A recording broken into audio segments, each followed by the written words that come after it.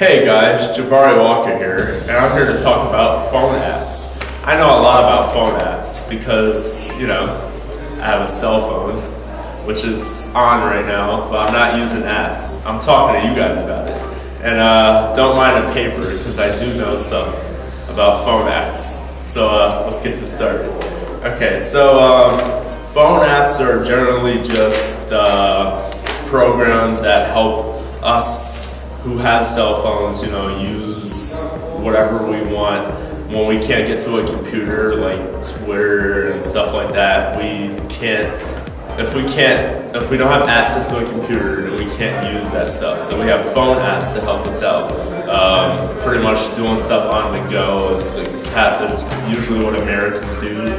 We're always working, and we're like a working community. So let's talk about a few apps here, and my first app I'm going to talk about is Pandora, which is an internet radio app. It's pretty much listening to the radio on the go, but you put your favorite artists in, and you basically get a bunch of tracks from them, a bunch of songs from other artists similar to them, and it's a pretty cool app. I use it like every day when I can.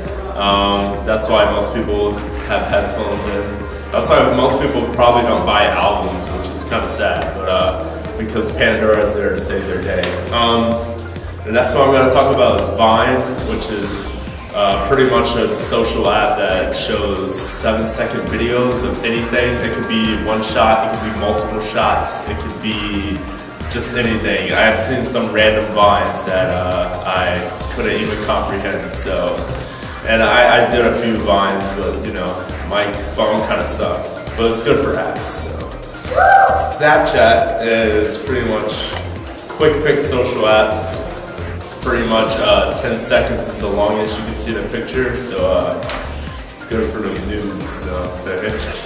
No, just kidding. But yeah, Snapchat, I use it sometimes, but it doesn't work as well if you don't have like a front camera. Otherwise, you're doing the whole 2007 thing. You're taking pictures like this, and you don't have a front camera like me. Usually people with front cameras are more dominant in apps. Instagram is a picture sharing website which became very popular, and it was one of the most popular apps to actually boost the whole picture sharing thing. You pretty much take a picture and you choose from multiple features and filters to kind of redo the picture. It's sort of like your own phone version of Photoshop. Photoshop is a lot more complicated, but Instagram, you literally take a picture, choose a filter, it's up. It's sort of a social network, but not really. People can comment on your photo, people can like, but you don't really have you follow people, but you don't have like friends and stuff like that. There's not much of a bio and stuff like that.